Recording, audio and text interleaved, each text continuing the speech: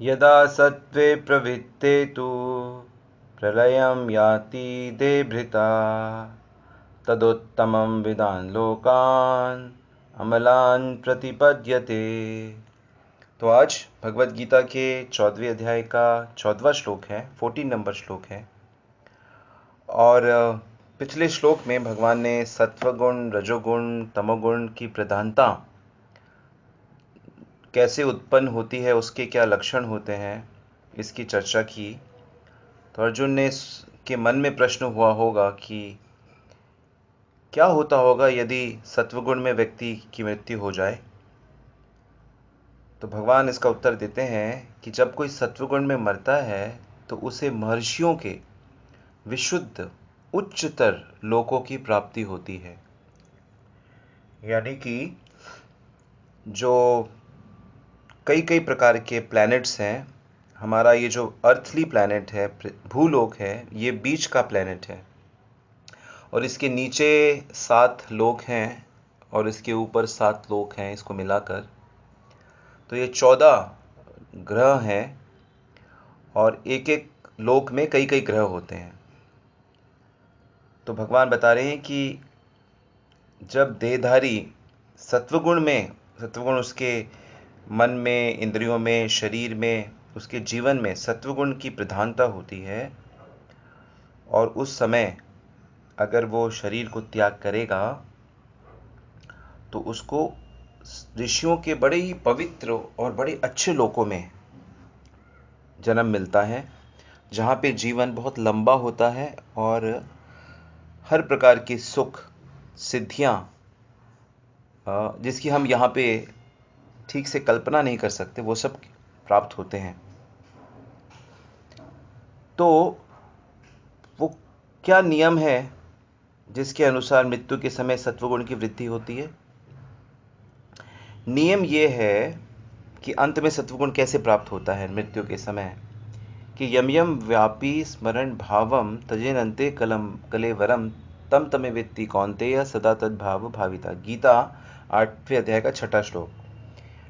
कि जो व्यक्ति जीवन भर जिस भाव को विकसित करता है, अंतकाल में वह उसी भाव का स्मरण करता है और मृत्यु के बाद भी वह उसी भाव को प्राप्त करता है।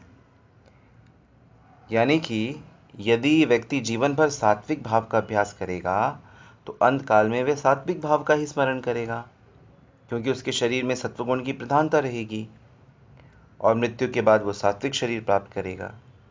ऐसे ही जो जीवन में रजोगुण का भाव विकसित करेगा, अंत समय में उसे रजोगुण की प्रधानता के कारण उसे रजोगुण के गुण अनुसार शरीर प्राप्त होगा। ठीक वैसा ही तमगुण के साथ भी होता है। परंतु कुछ विशेष स्थितियां होती हैं जिनमें शरीर त्यागने पर सत्वगुण की अधिकता होती है। जैसे कि जो बड़े ही उत्साह के साथ युद्ध करता है अपने कर्तव्य का पालन करते हुए, उस चेतना में अगर उसकी मृत्यु हो जाती है तो ऐसे लोगों को भी स्वर्ग की प्राप्ति होती है। इसके विषय में भगवान ने भगवत गीता में बताया है, जिसमें वो कहते हैं यदिच्छया चोपन्नम स्वर्ग द्वारम अपावृतम सुखिनः क्षत्रिया पार्था लभन्ते युद्धम ईश्वर। भगवत गीता 2 अध्याय का 32वां श्लोक। सुखी है वह क्षत्रिय जिसे ऐसे युद्ध का अवसर प्राप्त होता है जिससे उसे स्वर्गलोक का द्वार उसके लिए खुल जाता है। तो हालांकि पांडवों के साथ कौरवों ने बहुत अन्याय किया, परंतु वो भी युद्ध में मरे थे, इसलिए उनको भी स्वर्ग की प्राप्ति हुई। हालांकि उनका जीवन अच्छा नहीं था, रजोगुणी जीवन था, जिसके कारण उनको स्वर्ग की प्राप्ति नहीं होनी चाहिए थी। महाभारत के स्त्री पर्व में यह वर्णन आता है, अध्याय नंबर 26 में, जब धृतराष्ट्र युधिष्ठिर से पूछते हैं कि मुझे ये बताइए कि जिनकी महाभारत के युद्ध में जो वीर गति को प्राप्त हुए हैं उनको क्या गति मिली है।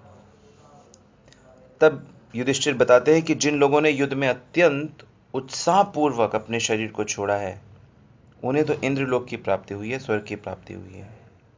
और जिन लोगों ने अप्रसन्न मन से मरने का निश्चय करके शरीर छोड़ा है वे गंधर्व लोक में गए हैं, और जो लोग युद्ध से विमुख होने पर मारे गए हैं वे यक्षों के लोक में गए हैं, और जो लोग अत्यंत वीरतापूर्वक युद्ध करते हुए मरे हैं वे ब्रह्मा जी के लोक में गए हैं।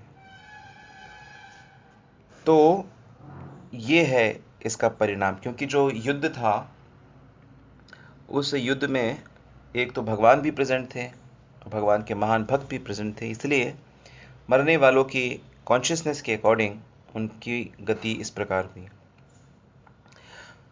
ऐसी एक स्टोरी आती है एक बैल की। एक बैल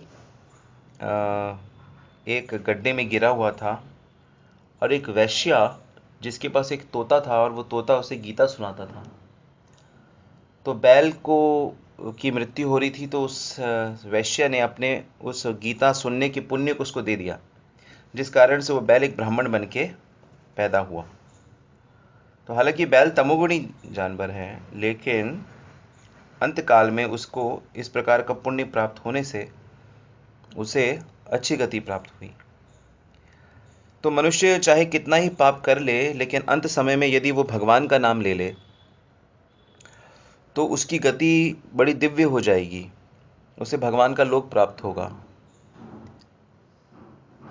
ऐसे ही जब कोई मृत्यु के निकट पहुंचता है तो हमारे भारत के कल्चर में ऐसा है कि उसके मुख में गंगा जल दिया जाता है, तुलसी दल दिया, गंगा जल ना हो तो तुलसी दल दिया जाता है। उसके शरीर में चंदन से भगवान का नाम राधा कृष्ण राम विष्णु ऐसे लिख दिया जाता है।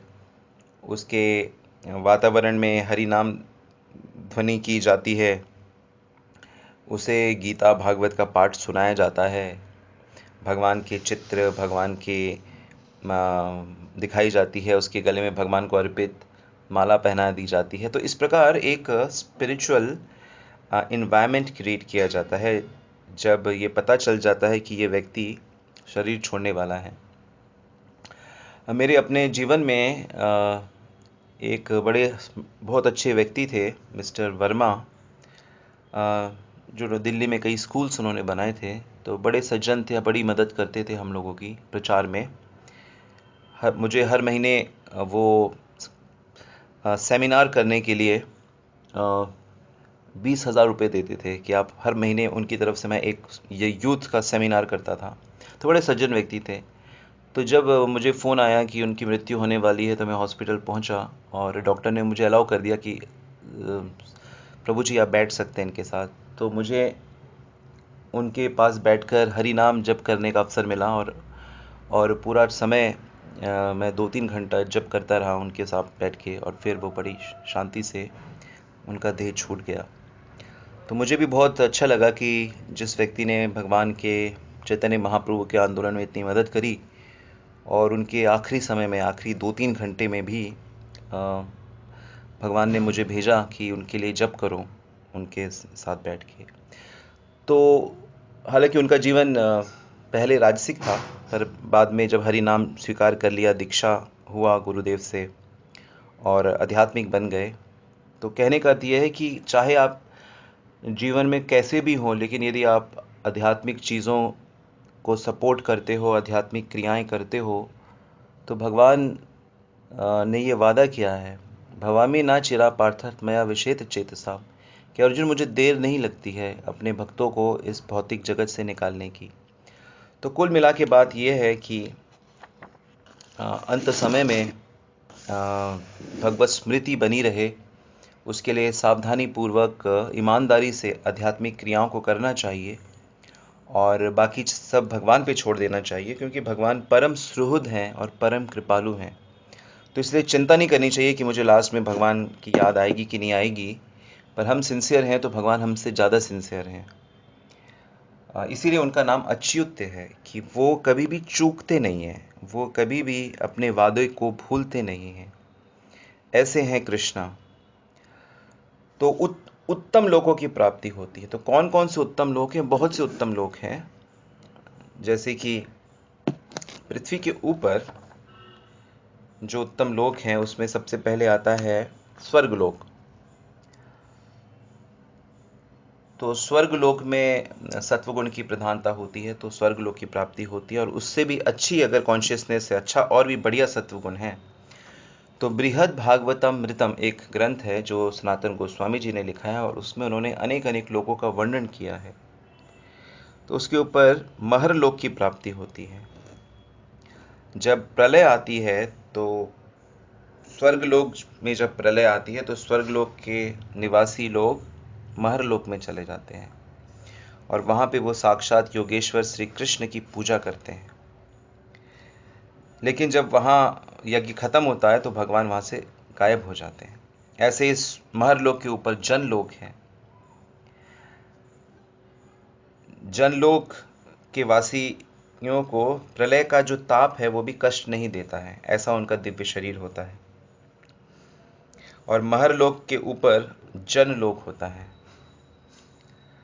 वहाँ पे भी भगवान की बहुत भक्ति की जाती है। और हृदय में जनलोक के जो वासी हैं, भक्तगण हैं, ऋषि मुनि हैं, वो हृदय में भगवान के दर्शन करते हैं, परंतु वो भगवान के साथ लीला नहीं कर सकते।